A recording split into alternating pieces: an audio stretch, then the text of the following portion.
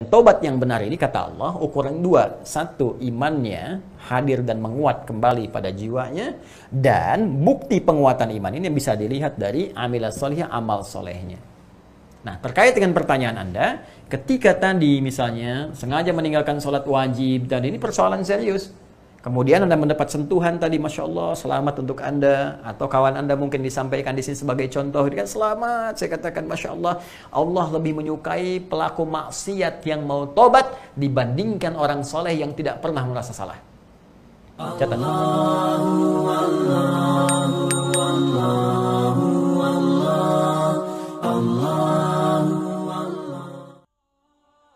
Ustadz nak tanya, apakah orang yang baru bertaubat dari meninggalkan sholat wajib secara sengaja? Ya, dari meninggalkan sholat wajib secara sengaja, yang dulu dilakukan harus mengqadha sholat yang dulu ditinggalkan. Terima kasih Ustadz. Waalaikumsalam warahmatullahi wabarakatuh. Waalaikumsalam warahmatullahi wabarakatuh. Dalam hal ini ada kaitan erat yang disampaikan langsung oleh Allah Subhanahu wa taala di Quran surah ke-19 Maryam, ayat ke-59 sampai dengan ayat ke-60. Ya, ayat ke-59 sampai dengan ayat ke-60 ya. Baik, saya coba hapus dulu ini teman-teman sekalian. Pertanyaannya secara singkat bisa kita tampilkan bahwa apakah orang yang dulu pernah meninggalkan sholat wajib kemudian dia bertobat, adakah kewajiban qadha dari sholat yang telah ia tinggalkan di masa lalu itu? Nah, maka kita lihat dulu keterangan dari Al-Quran bagaimana Allah Subhanahu wa taala memberikan respon secara langsung. Yuk, mari kita lihat. Pertama, persoalan meninggalkan salat. Kemudian yang kedua, persoalan taubat ya yang diterima oleh Allah Subhanahu wa taala. Kita satukan keduanya dulu dalam satu surah di dua ayat, yaitu Quran surah 19 Maryam. Ya. Di ayat yang ke-59 sampai dengan ayat ke-60. Ya, Qurannya surah Maryam, ibunda Isa Al-Masih ya alaihi wassalam. Ini bagaimana Allah memuliakan Maryam sampai ada surat Maryam ya alaihissalam. Kita tidak temukan surah Khadijah, surah Aisyah, walaupun keduanya misalnya istri ya Nabi Muhammad sallallahu alaihi wasallam. Tapi bagaimana Allah memuliakan Maryam alaihissalam bukan berarti tidak memuliakan Sayyidah Khadijah. Awas jangan salah paham ya. Allah sangat muliakan Sayyidah Khadijah. Allah berikan jaminan terbaik lewat lisan nabinya. Di antara perempuan penghulu surga, Sayyidah Aisyah yang dibebaskan langsung dan turunnya satu ayat di surah An-Nur itu untuk membebaskan beliau dari tuduhan. Allah sangat menyayangi, mengasihi mereka semua. Tapi ada hikmah ketika Allah kemudian menurunkan satu surah diberi nama dengan Maryam, ingin memberikan kesan bahwa Maryam perempuan suci, perempuan yang baik, perempuan yang ifah, yang punya anak bukan Tuhan. Ya, anaknya Nabi, anaknya Rasul, tapi ada prasangka yang salah di kalangan umat pada saat itu menduga bahwa beliau itu Tuhan, sehingga diluruskan oleh Allah sehingga tidak mengurangi kemuliaan Maryam dan kemuliaan putranya Isa ya bin Maryam di hadapan Allah Subhanahu wa taala. Itu maksudnya. Nah, di ayat ke-59 sampai dengan ayat ke-60 teman-teman sekalian, Allah berfirman, "Fa khalafa min ba'dihim khalfun adha'us shalah wattaba'us syahawat fa sawfa yalqawna ghayya." Ya, fa khalafa min ba'dihim khalfun adha'us shalah. Maka dalam kehidupan ini nanti akan saling menggantikan. Ingat, ya kita disebut dengan khalifah ketika bertugas di bumi. Pernah saya terangkan dulu teman-teman sekalian, Quran surah ke-2 Al-Baqarah di ayat ke-30. Wa idh qala rabbuka lil malaikati inni ja'ilu fil ardi khalifah. Ketika Rabbu Muhammad SAW berfirman kepada kalangan malaikat dan sementara jin yang ada pada saat itu, diinformasikan bahwa aku akan memberikan tugas pada makhluk baru, bukan malaikat, bukan jin, yaitu manusia Adam alaihissalam yang telah tercipta beserta keturunannya. Makhluk ini akan bertugas di bumi, bukan di langit tugasnya, tapi di bumi tugasnya sebagai khalifah. Kata khalifah akarnya, kata kerja infinitifnya berasal dari kata khalafa. Seperti pernah saya bahas dulu. Di antara makna khalafah ini ada beragam maknanya. Di antara makna utamanya adalah sesuatu yang menggantikan. saling menggantikan. Kenapa kita disebut khalifah? Karena tugas kita di bumi ini sementara dan akan saling menggantikan, ya kan? Bapak diganti oleh anaknya, anak diganti oleh anaknya lagi, demikian seterusnya. Sehingga dalam kaidah ini diminta kita menyiapkan generasi terbaik karena tantangan di masa depan yang akan dihadapi oleh keturunan yang menggantikan kita lebih daripada kita saat ini. Maka siapkan mereka jangan sampai lemah imannya, lemah ilmunya, lemah hartanya, disiapkan dari sekarang supaya baik. Ajarin mereka sholatnya, masukkan mereka ke sekolah yang terbaik, bimbing mereka supaya bisa mendapatkan harta yang cukup, nggak meminta-minta. Itu ada di Quran surah keempat An-Nisa ayat 9. Wal yakhshal ladzina law taraku min khalfihim dzurriyyatan dhi'afa khafu 'alaihim falyattaqullaha wal yaqulu qawlan sadida. Demikian pula secara umum kehidupan manusia akan saling menggantikan satu dengan yang lainnya perannya dalam kehidupan. Bukan cuma di antara keluarga, semua akan saling menggantikan. Ya, mohon maaf misalnya yang mendapat kedudukan nggak akan abadi, suatu saat akan digantikan lagi, ya kan? Yang mendapatkan jabatan, juga pengetahuan, bahkan di kalangan para ulama, semua sifatnya akan saling menggantikan. Termasuk hukum Allah menjadikan orang-orang nanti yang banyak bermaksiat, yang kurang bagus dan sebagainya, nggak mau taat sama Allah. Kata Allah, kalau kalian memang nggak mau taat sama sekali, sesuai dengan ajal kalian, mudah bagiku. Ya, menggantikan kalian dengan generasi yang lebih baik lagi. Jadi ini memberikan kesan kepada kita bahwa Allah nggak dirugikan dengan maksiat seseorang. Kalaupun ada orang misalnya mohon maaf tidak ruku, tidak sujud kepada Allah, tidak akan menurunkan status Allah sebagai Tuhan. Kita yang rugi karena tidak menjalankan tugas dengan baik. Tadi di pembuka ba'da maghrib yang saya sampaikan sebelum Isya, bahwa setiap kita mesti belajar memanfaatkan waktu untuk beramal saleh, berbuat baik dalam kehidupan, baik garisnya hablum minallah ataupun hablum minan nas.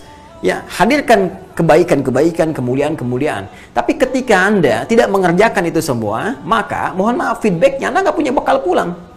Karena semua bekal kita itu dikumpulkan saat di dunia dalam menjalani tugas. Anda kan saat di kantor bekerja, itu kan selesai pekerjaan dikasih gaji kan, gaji. Maka ketika dibawa pulang, saat pulang itu Anda mendapatkan bagian kenikmatan dari hasil pekerjaan Anda. Sama persis kita tugasnya ngantornya di dunia ini, pulangnya ke akhirat nanti. Di hasil pekerjaan kita akan dibayar tuntas oleh Allah. Diberikan kemudian bayaran-bayaran saat kita pulang supaya nikmat saat pulang. Adapun saat kita bertugas berkantor di muka bumi ini kasih fasilitas oleh Allah. Wal arda wada'aha lil anam. Semua fasilitas yang ada di bumi dimudahkan. Ya, diberikan kreasi pada manusia, bisa diberikan kendaraan, bisa diberikan rezeki oleh Allah, dicukupkan supaya tugas terjamin dengan baik. Seperti Anda ngantor di tempat kerja Anda diberikan fasilitas. Ada yang ada AC-nya, ada kipas anginnya, diberi fasilitas mobil, motor, ya ada yang sepeda, sesuai dengan levelnya masing-masing. Ya sama persis kita juga begitu. Sesuai dengan ikhtiar dan pilihan kita, Allah kasih perangkat kehidupan kita. Saya mengajar, Allah kasih bekalnya. Ya, dikasih bekal ilmu pengetahuan, dikasih kelengkapan mengajar, dikasih fasilitas, kan, dan sebagainya. Tapi ini cuma fasilitas kita berkantor di dunia.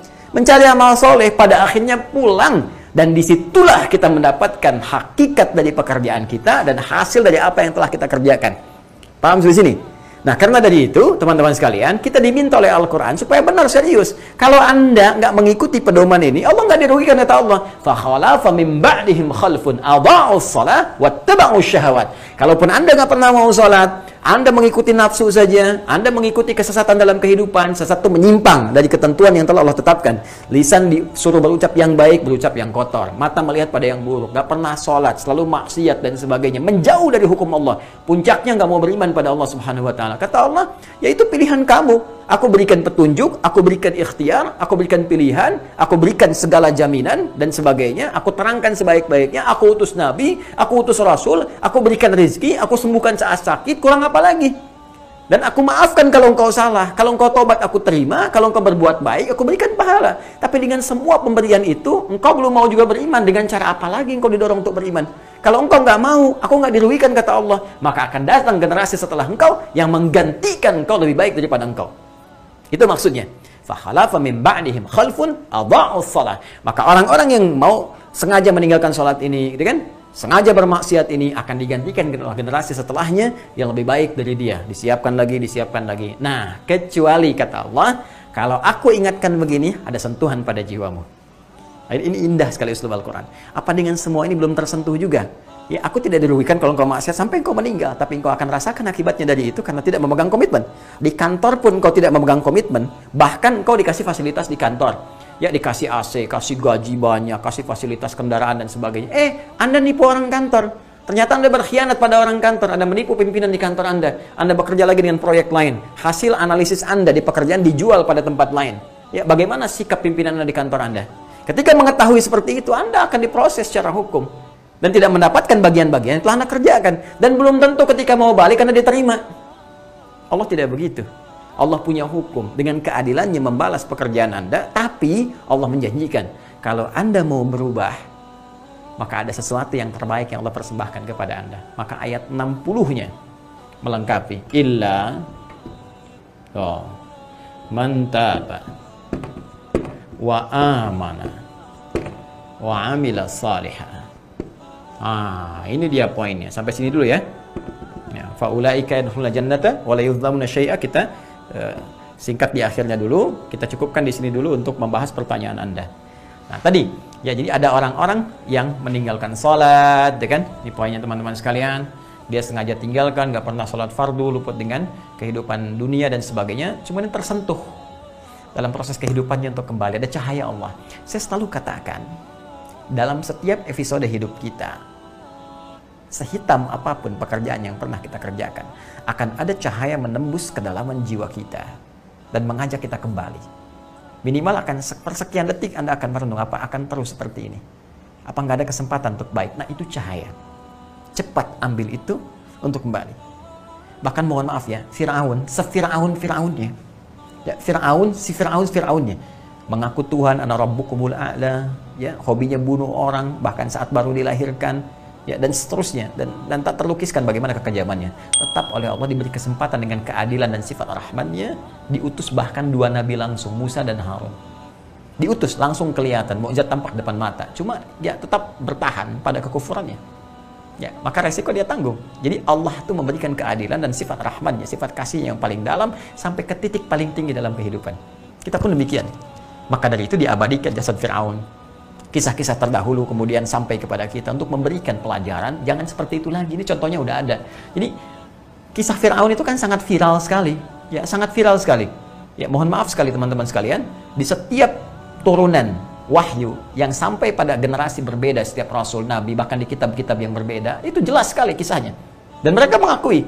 Jadi kisahnya nyata, keterangannya nyata, bukti fisik yang diabadikan nyata, setiap hari bisa diakses bahkan dalam platform sekarang, lewat media sosial, kita bisa lihat, klik sedikit, nampak seperti apa. Kalau dengan semua itu, kita belum yakin juga, masih maksiat juga, dengan cara apa lagi diingatkan? Tapi dalam hal demikian pun sifat rahman Allah masih memberikan petunjuk. Kata Allah, ini aku sudah tampakkan, apa akan lalu seperti ini? Ya, kata Allah, diberikan peluang, illa man taba, kecuali orang yang mau taubat. Taba ya tubu. Awas ya. Taba ya tubu taubatan. Awas jangan salah tasrif. Taba ya tubu yutuban. Ya, enggak begitu. Ya, jadi bukan belajar hanya sebatas mengandalkan cari-cari YouTube. Awas ya. Sekarang orang belajar ilmu sorofnya agak lompat-lompat sehingga pemahaman ilmu agamanya salah gitu kan. Taba ya tubu yutuban itu kan. Fasbaka yu facebooku facebookan. Nah, itu jadi keliru ya. Kembalikan kepada konteks yang benar. Kecuali man. Ismun mausulun yadullu 'alal fardiyyati bima'na al-jam'i, ya. Isim mausul kata sambung konjungsi menunjuk pada subjek atau objek tunggal, setiap tunggal tapi memiliki makna yang jamak. Jadi sifatnya mengarah kepada setiap personal, ya, tapi maknanya luas, jamak, diberikan kepada siapapun, laki-laki, perempuankah, ya, tua, muda, besar, kecil, sepanjang dia sudah baligh. Maksudnya apa? Allah menawarkan pada setiap kalangan secara personal. Allahu Akbar, sifatnya personal sekali, tanpa batasan. Jadi taubat itu langsung disampaikan oleh Allah secara personal pada hambanya. Ya, karena Allah Maha tahu tingkat maksiat hambanya. Setiap kita itu, mohon maaf, tidak ada yang suci. Fala tuzakku anfusakum, huwa a'lamu biman ittaqa. Jangan menduga diri kita itu suci, tidak. Hanya nabi dan rasul yang diberikan oleh Allah karunia sifat maksum, terjaga dari kesalahan. Ya, kita yang bukan nabi, bukan rasul, apalagi manusia biasa, pasti terjebak dalam kekeliruan. Karena ada nafsu dalam diri kita. Inna nafsa la'ammaratun bisu. Potensi nafsu ini diwaswasi oleh setan sehingga mengarahkan hal-hal yang buruk. Quran surah 12 ayat 53. Ya, karena itu secara personal kita disentuh langsung.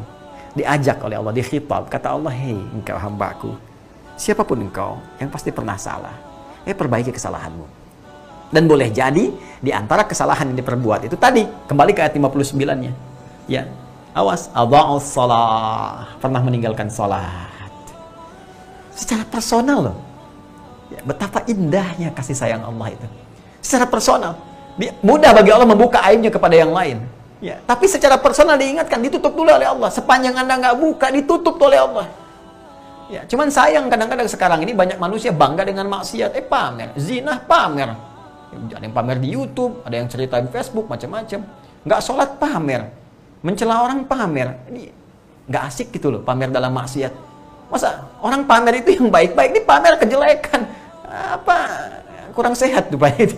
Itu teman-teman kembali ya. Jadi tapi yang paling menarik itu secara personal. Jadi Allah nggak buka.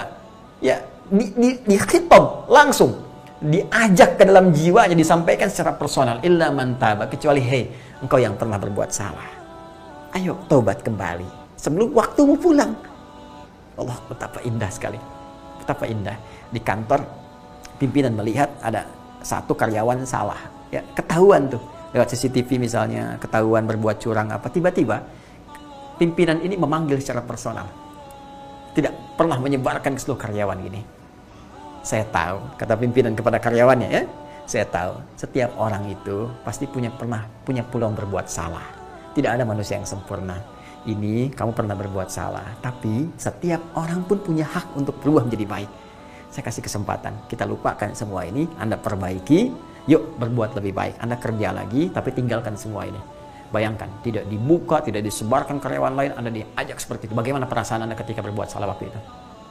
Dan laisa kamitslihi syai', tidak ada contoh yang terbaik, yang serupa dengan apa yang Allah sampaikan. Tapi ilustrasi yang saya tegaskan, di dunia makhluk saja ketika Anda disampaikan begitu, Anda bisa tersungkur, minta maaf, perbaiki. Ini Allah secara personal mengatakan pada engkau, padamu, pada kita, saya, hambaku, tidak ada manusia yang sempurna. Engkau berbuat salah.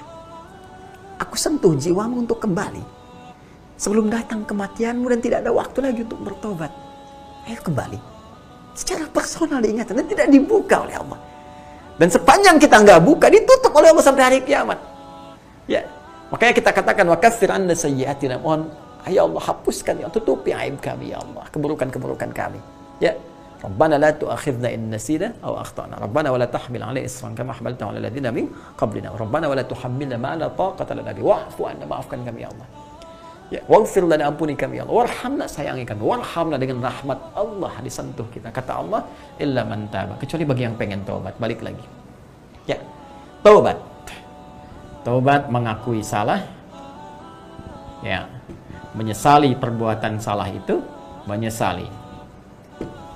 Kemudian, mohon maaf teman-teman sekalian, berjanji untuk meninggalkan dan tidak mengulanginya lagi. Serta yang keempat, mengganti atau mengisi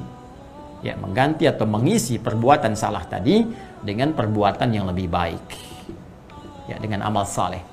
Ya, maka perhatikan baik-baik, illa man taba, kecuali bagi orang yang pengen tobat. Kenapa kalimatnya menggunakan bentuk fi'il madhi? Bisa Allah mengatakan illa man yatubu, tapi kenapa menggunakan fi'il madhi? Madhi di sini berfungsi taukid dan mempercepat sesuatu dilakukan. Jadi kalau ada sentuhan pada jiwa, tepat langsung tobat pada saat itu. Dan kuatkan pada diri kita berkomitmen. Bayangkan bagaimana kalau wafat saat ini, saat Allah sedang memberi hidayah. Ya, sujud kita nggak apa-apa, sujud tobat. Dan Masya Allah begitu taubat, sujud meninggal misalnya. Itu keadaan yang paling indah, Masya Allah.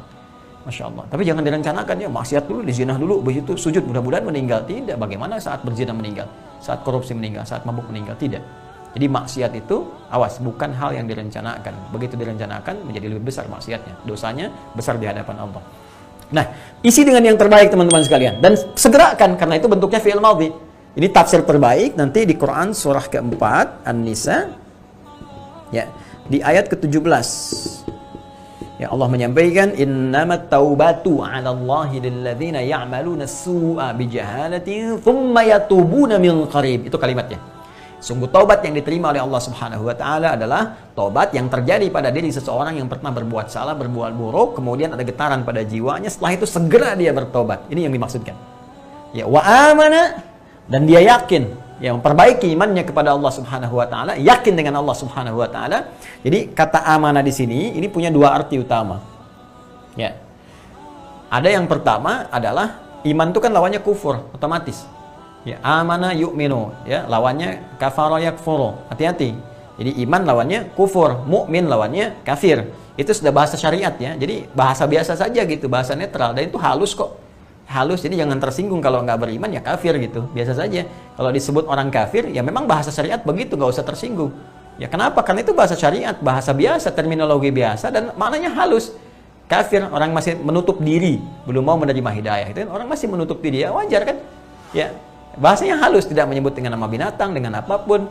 Ya, misalnya ini belalang yang tersesat, kan tidak seperti itu, biasa saja gitu. Kita gunakan kalimat diksi-diksi yang baik. Jadi kalau ada yang menyebut misalnya mukmin, kafir itu biasa, gitu kan? Jadi ini bahasa-bahasa dalam Al-Quran. Yang ingin saya tegaskan, iman itu lawannya kufur. Artinya apa? Artinya ada orang yang mungkin pernah berbuat salah, kesalahan ini mengeluarkannya dari imannya. Oh, hati-hati. Kesalahan ini mengeluarkan dia dari imannya. Ada orang sebelumnya beriman, berbuat maksiat. Maksiat itu bisa mengeluarkan dia dari imannya. Contoh syirik, jelas. Ya, menyekutukan Allah, itu mengeluarkan dia dari imannya. Ya, atau misalnya, maaf, menganggap dosa besar itu halal. Seperti menghalalkan zina, itu kufur. Ya, awas hati-hati, hati-hati, gitu kan? Atau mengatakan, ya langsung kalimat-kalimat syirik. Ada Tuhan selain Allah, semua agama sama, menuju pada Tuhan yang sama, cuman caranya beda-beda, kufur. Laqad kafara alladziina qalu, sungguh kufur orang-orang telah mengatakan, ya innallahu wal masih ibnu Maryam. Allah itu ya Masih bin Maryam.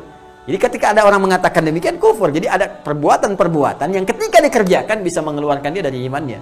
Tapi itu pun tidak menghalangi dia untuk mendapat peluang taubat kembali kepada Allah Subhanahu wa taala. Jadi ada perbuatan-perbuatan yang ketika dikerjakan itu sengaja, ya misalnya melakukan perbuatan maksiat yang sifatnya bisa mengeluarkan dari iman, seperti syirik misalnya tadi, menganggap mohon maaf dosa-dosa besar itu suatu yang halal, seperti yang menghalalkan zina dan sebagainya, atau sengaja meninggalkan perbuatan-perbuatan wajib dengan niat mengabaikannya. Ya sengaja aja dan tidak menganggap itu sebagai hal yang baik, ya dinilai rendah, kecil, seperti meninggalkan sholat dengan sengaja dan tidak menganggap tidak ada nilainya di balik itu kufur juga. Ada sementara para ulama salaf yang menganggap demikian, kan? Maka dari itu ketika dia bertobat, maka tobatnya ini sekaligus mengembalikan imannya lagi kepada jalan yang benar, munculkan kembali. Jadi Allah saking sayangnya Allah, dosa besar pun yang bisa menghilangkan iman, kalau dia mau balik lagi teman-teman sekalian, ya itu oleh Allah dikembalikan lagi imannya. Dikembalikan lagi imannya. Ya, ini bagian yang pertama. Yang kedua, boleh jadi maksiat-maksiat yang tidak terkait dengan hal yang bisa mengeluarkan iman, tapi melemahkan iman. Berbohong melemahkan iman, korupsi melemahkan iman, mencuri melemahkan iman. Dan tentunya tingkatan-tingkatan ini bisa menjadi lebih besar sesuai dengan kadarnya. Ya, sesuai dengan kadarnya. Maaf, ya bikin hoax itu dosa. Ya, dan sebagainya. Berbohong, fitnah dan bahkan ada nanti fitnah-fitnah tertentu atau perbuatan tertentu yang mungkin levelnya akan naik ke dosa-dosa yang lebih besar. Yang ini tidak mengeluarkan iman, tapi dia melemahkan iman, berbohong. Misal, maka ketika dia bertobat dari dosa bohongnya, fitnahnya, bikin hoaxnya misalnya, dia kembali, maka Allah akan berikan kembali kekuatan imannya. Ya, ada charge lagi, sehingga baterainya naik lagi, baterai imannya kuat lagi. Nah, dari situ, maka pembuktian ini semua akan nampak lewat amal solehnya. Wa amila salihah. Dan tobat yang benar ini, kata Allah, ukuran dua. Satu, imannya hadir dan menguat kembali pada jiwanya. Dan bukti penguatan iman ini bisa dilihat dari amila salihah, amal solehnya. Nah, terkait dengan pertanyaan Anda, ketika tadi misalnya sengaja meninggalkan sholat wajib, dan ini persoalan serius. Kemudian Anda mendapat sentuhan tadi, Masya Allah, selamat untuk Anda. Atau kawan Anda mungkin disampaikan di sini sebagai contoh, kan selamat, saya katakan Masya Allah, Allah lebih menyukai pelaku maksiat yang mau tobat dibandingkan orang soleh yang tidak pernah merasa salah. Catat, bikin status. Allah sangat mencintai pelaku maksiat yang mau bertobat dibandingkan orang soleh yang tidak pernah merasa salah. Jelas? Nah, balik ke sini, ketika orang ini taubat, kemudian dia merasakan kedekatan dengan Allah, menguat imannya, maka yang dituntut kemudian oleh Allah, wa amilas salihah, buktikan taubat ini dengan memperbanyak amal soleh setelah kamu taubat itu. Nah, jadi kalau tadi dalam konteks tadi Anda kemudian bertobat, nah dengan taubat yang benar ini iman menguat, dihapuskan hal-hal yang terkait hubungan dengan Allah. Ya, bukan dengan manusia ya, dengan Allah langsung. Kalau dengan manusia, selesaikan dengan manusianya, baru nanti ampunan Allah diturunkan. Ya, seperti utang misalnya kan, jadi utang jadi berjauhan ya kan. Jangan dianggap ketika istighfar tobat utang lunas, tidak. Enak aja Joni, gitu ya. Jadi tetap Anda bertobat kepada Allah, tapi utang lunasin juga. Walaupun Allah memberikan ampunan kepada Anda karena perilaku yang tidak baiknya, tapi kalau utangnya belum dilunasi, tetap ada hubungan hak adami di sini, hakun adami, hak terkait dengan anak cucu Adam yang belum selesai. Adapun di sini, maka akui salah hubungan dengan Allah tadi ya, meninggalkan sholat, misalnya pernah nggak puasa, kan? Maka Anda bertobat, maka hal-hal yang jelek-jelek itu oleh Allah diampuni dengan taubat tadi, dan Anda isi dengan amal soleh. Amal soleh ini karena sifatnya umum. Wa amila solihan, ini umum. Maka di sini ada dua tafsiran. Tafsiran pertama yang menyampaikan dari kalangan para ulama, termasuk beberapa ulama kontemporer memberikan fatwa bahwa mengacu kepada keterangan ini, bahwa tidak ada kemudian harus mengganti sholatnya lagi yang telah lalu, karena yang lalu telah berlalu. Ya, karena di sini sifatnya ini umum itu nakirah artinya banyak, artinya kumpulin aja setelah itu amal-amal kebaikan yang banyak. Ya, contohnya apa? Dalam sholat fardu yang ada sunnahnya, tambah dengan sunnahnya. Mulai sekarang rajin tahajud, rajin sholat duha, kan? Kemudian tambah amalan-amalan harta, misalnya mali, rajin infak, rajin sedekah, buktikan kesungguhan. Nah, ini amalan-amalan ini pembuktian taubatnya kita yang bisa melengkapi amalan-amalan kurang di masa yang lalu. Ini tafsiran pertama, karena sifatnya umum. Allah menyebutkan amal soleh. Dia yang penting perbanyak amal soleh, dengan taubat kita tertutup yang telah lalu, tapi tunjukkan taubat kita benar. Apa diantaranya? Pembuktian dengan meningkatkan amalan. Jadi kalau tadi meninggalkan yang fardu, sekarang fardu jangan ditinggalkan lagi. Kalau perlu kita sudah tahu waktunya, sebelum subuh sudah tahu kapan sholat subuhnya, bahkan kita kerjakan tahajud sebelum datang subuh, gitu kan? Kemudian setelah itu kita kerjakan sholat sunnah, qabliyah subuhnya, bahkan duha kita kejar semaksimal sampai kita wafat, bahkan wafat dalam keadaan sujud, Masya Allah. Ya? Ada yang kedua, karena ini kan sifatnya masih umum. Ya, dan soleh pun tercakup di sini sholat itu amal soleh. Artinya ada juga yang menafsirkan kalau dia mau mengerjakan mengganti sholatnya yang telah lalu, bisa dia kerjakan. Ini menunjukkan kesungguhan dia untuk menunjukkan benar taubatnya.